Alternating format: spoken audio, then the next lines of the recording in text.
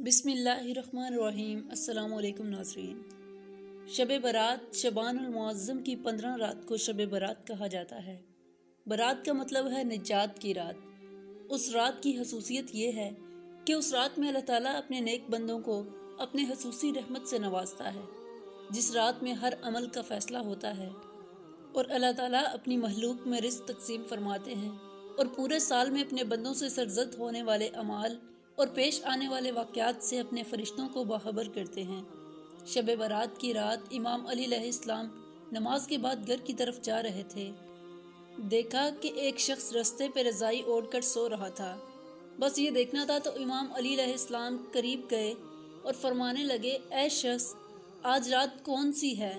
تو وہ کہنے لگا، یا علی، آج 15 شعبان ہے۔ بات جب یہاں تک آ پہنچی تو امام علی علیہ السلام نے فرمایا، یہ رات بیداری کی رات ہے۔ میں نے اللہ کے رسول صلی اللہ علیہ وآلہ وسلم سے سنا ہے کہ اس رات اللہ آسمانوں کے فرشتوں کو حکم دیتا ہے کہ جاؤ زمین کی طرف، اور وہ فرشتے حضرت میکائیل اور حضرت عزرائیل کے پیچھے ہوتے ہیں۔ جب میکائیل اور حضرت عزرائیل علیہ السلام ہر گھر میں آتے ہیں، کیونکہ اللہ کا حکم ہوتا ہے کہ اس رات اگر کوئی میرا بندہ اپنے گناہوں کے لیے پچھتائے اور مجھ سے آنے والے وقت میں اپنے اچھے اعمال کا وعدہ کرے تو میکائیل اس کی تقدیر میں ترامیم کر کے آنے والے سال میں زیادہ سے زیادہ رزق اور فراوانی لکھنا۔ اور اللہ تعالیٰ کا حضرت عزرائیل علیہ السلام کے لیے یہ حکم ہوتا ہے کہ عزرائیل ہر گھر میں جا کر دیکھو، آنے والے سال میں جس جس گھر میں جو مرنے والا ہے اسے بتاؤ کہ بیدار ہو کے اپنے اللہ کی عبادت کرو، کیونکہ باقی جس کی زندگی میں اتنی سانسیں اور اتنی دھڑکنیں موجود ہیں، اگر کوئی میرا بندہ اس رات اپنی زندگی میں میری عبادت کے لیے مجھ سے مہلت مانگے تو اس کی زندگی میں فراوانی لکھنا، اور اگر وہ آنے والی زندگی میں مصیبتوں اور بیماریوں سے نجات مانگے تو اس کی آنے والی زندگی میں ہر مصیبت کو ختم کر دینا۔ اے شخص، اس رات تمہارے پروردگار کا حکم ہوتا ہے کہ اے فرشتوں، جاؤ ہر گھر میں نگاہ ڈالو، آج کی رات کسی بھی انسان کی کوئی بھی دعا رد نہ ہونے پائے۔ حضرت عائشہ صدیقہ رضی اللہ تعالیٰ عنہ فرماتی ہیں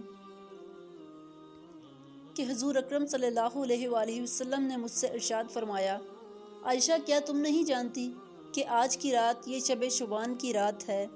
یہ رات 1000 راتوں سے افضل ایک ایسی رات ہے جب اللہ تعالیٰ اپنی مخلوق کی بنی کلب کی بکریوں کے بالوں کے برابر گناہوں کو بخش دیتے ہیں اور دوزخ سے آزاد فرماتے ہیں، سوائے 6 لوگوں کے۔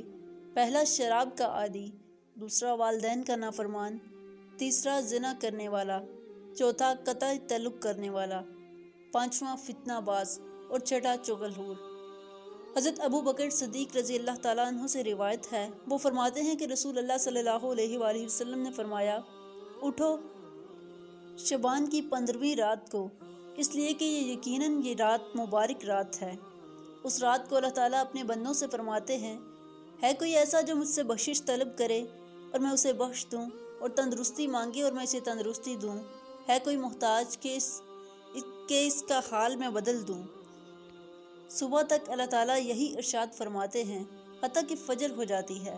حضرت علی رضی اللہ تعالیٰ عنہ سے روایت ہے کہ رسول اللہ صلی اللہ علیہ وآلہ وسلم نے فرمایا، جب شعبان کی 15ویں رات ہو تو قیام کرو، کیونکہ نصف شعبان کی رات غروب ہوتے ہی اللہ تعالیٰ آسمان کی طرف نزول فرماتے ہیں اور 4 لوگوں کو چھوڑ کر باقی سب کی بخشش کر دیتے ہیں۔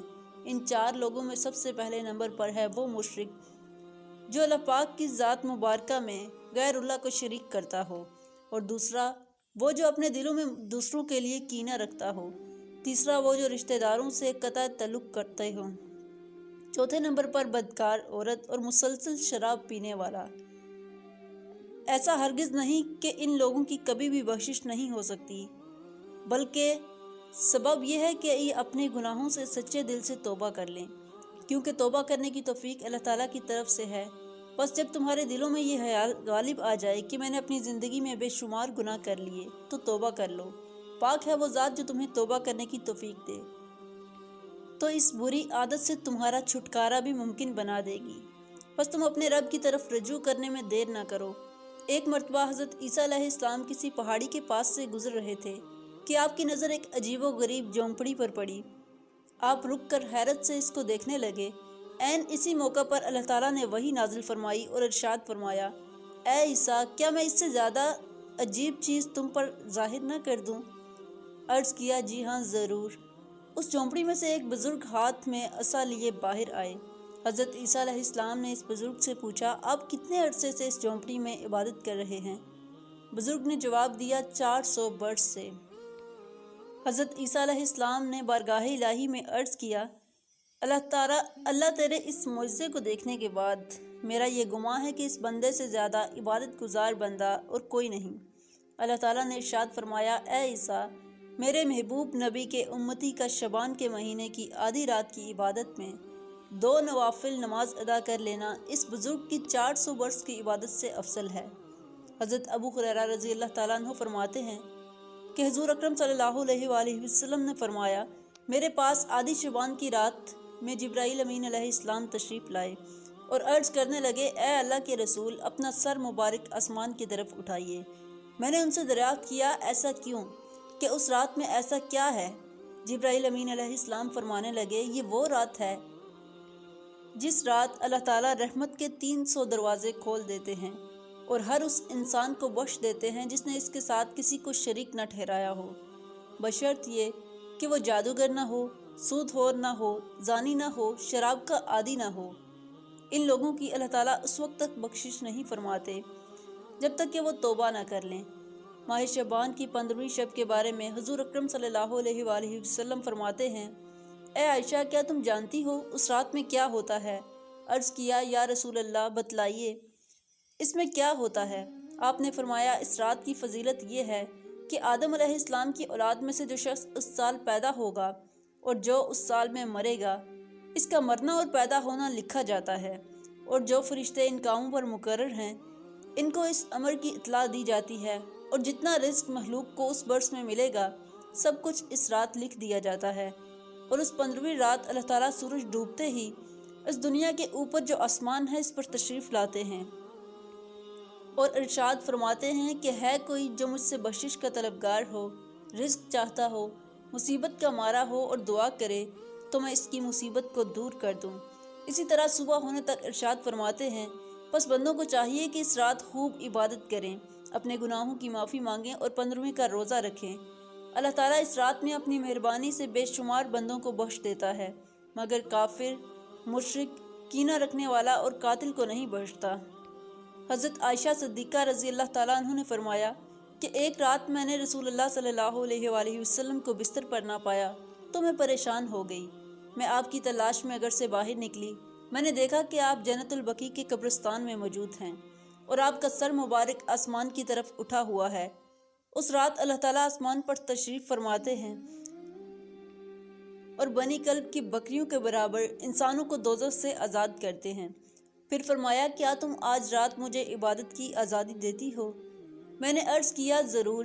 پھر آپ نے نماز پڑھنا شروع کر دی اور قیام تخفیف کی، سورہ فاتحہ اور ایک چھوٹی سی آیت پڑھی، اور پھر آپ سجدے میں چلے گئے۔ پھر آدھی رات تک سجدے میں رہے، پھر کھڑے ہو کر دوسری رکعت پڑھی اور پہلی رکعت کی طرح اس میں بھی قیام فرمایا اور چھوٹی سورت پڑھی، اور پھر آپ سجدے میں چلے گئے۔ یہ سجدہ صبح تک جاری رہا۔ میں دیکھتی رہی، جب آپ کو سجدے میں گئے زیادہ دیر ہو گئی تو مجھے اندیشہ ہو گیا کہ کہیں اللہ تعالیٰ نے اپنے رسول اللہ صلی اللہ علیہ وآلہ وسلم کی روح مبارک تو قبض نہ کر لی ہو۔ پھر جب میرا انتظار طویل ہو گیا، بہت دیر ہو گئی، تو میں آپ کے قریب پہنچی اور میں نے رسول اللہ صلی اللہ علیہ وآلہ وسلم کے ٹخنوں کو چھوا تو آپ نے حرکت فرمائی، تو میں نے خود سنا آپ سجدے کی حالت میں یہ الفاظ ادا فرما رہے تھے، یا الہی، میں تیرے عذاب اور بخشش کی پناہ میں آتا ہوں، تیرے قہر سے تیری رضا کی پناہ میں آتا ہوں، تجھ ہی سے پناہ چاہتا ہوں، تیری ذات بزرگ و برتر ہے، میں تیری شان و ثنا بیان نہیں کر سکتا، تو اپنی ثنا خود ہی بیان کر سکتا ہے اور کوئی نہیں کر سکتا۔ صبح کو میں نے عرض کیا کہ آپ سجدے میں ایسے کلمات ادا کر رہے تھے کہ ویسے کلمات آپ کو ادا کرتے ہوئے میں نے کبھی نہیں سنا۔ حضور اکرم صلی اللہ علیہ وآلہ وسلم نے دریافت فرمایا، کیا تم نے ادا کر لیے؟ میں نے عرض کیا، جی ہاں۔ آپ نے فرمایا، خود بھی یاد کرو اور دوسروں کو بھی سکھا دو، کیونکہ حضرت جبرائیل علیہ السلام نے سجدے میں ان کلمات کو ادا کرنے کا حکم دیا تھا۔ دوستو، امید کرتی ہوں کہ یہ ویڈیو آپ کو انفارمیٹیو لگی ہوگی۔ ویڈیو اچھی لگی ہو تو ویڈیو کو لائک کریں اور چینل کو سبسکرائب کریں تاکہ مزید ایسے اسلامک واقعات کی ویڈیوز اب تک بآسانی پہنچ سکیں۔